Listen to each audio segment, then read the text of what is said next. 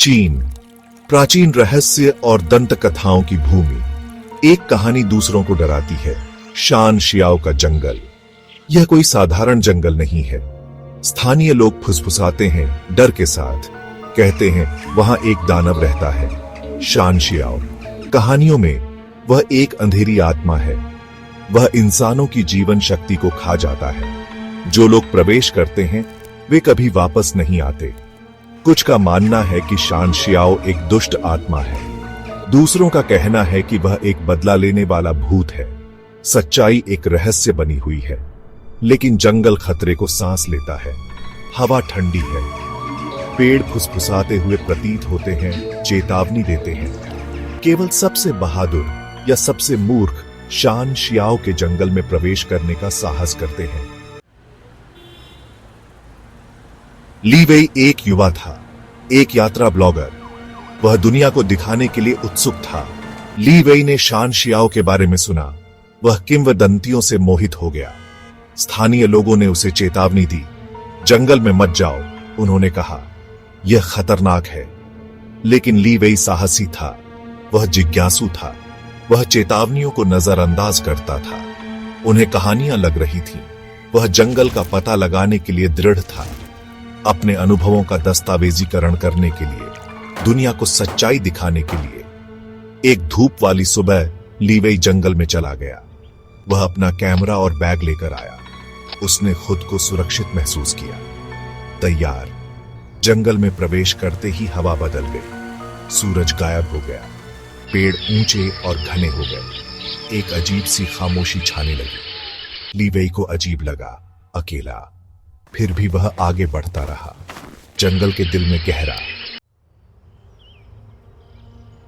जैसे जैसे ली वेई आगे बढ़ा, जंगल और भी भयानक होता गया। पेड़ मुड़े हुए और कुटिल थे। उनकी शाखाओं पर अजीब आकृतियां लगी हुई थीं।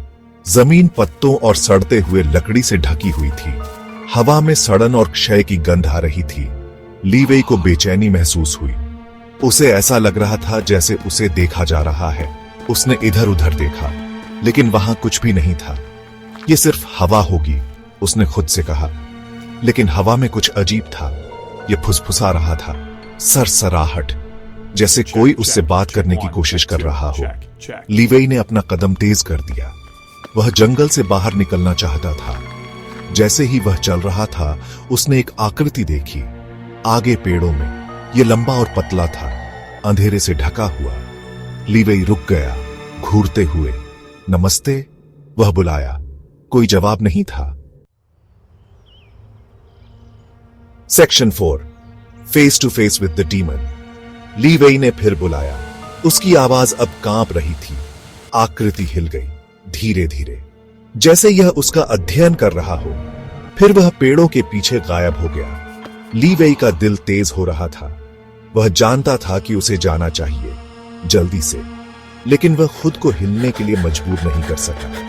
वह उस आकृति के प्रति आकर्षित महसूस कर रहा था, जिज्ञासा और डर से। फिर वह इसे फिर से देखा, पेड़ों के बीच। इस बार यह करीब था। ली वेई अपनी आकृति बना सका। यह एक प्राणी था, मानव जैसा, लेकिन विकृत। इसकी त्वचा धूसर और खुरदरी थी। इसकी आंखें लाल चमक रही थी और उसके मुंह में तेज दांतों की एक पंक्ति थी। ली वेई को पता था कि वह कौन है, शान शियाओ, दानव।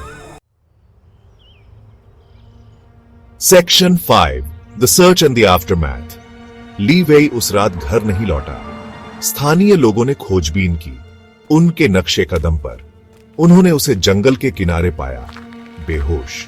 उसे अस्पताल ले जाया गया, लेकिन वह कभी नहीं बोला, कभी नहीं हिला।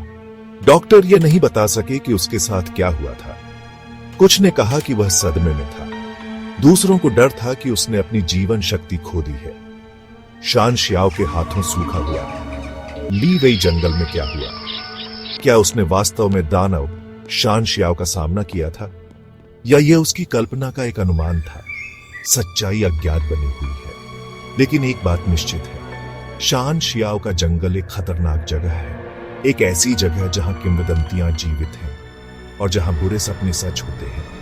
आपको क्या लगता है कि ली वेई के साथ जंगल में क्या हुआ था?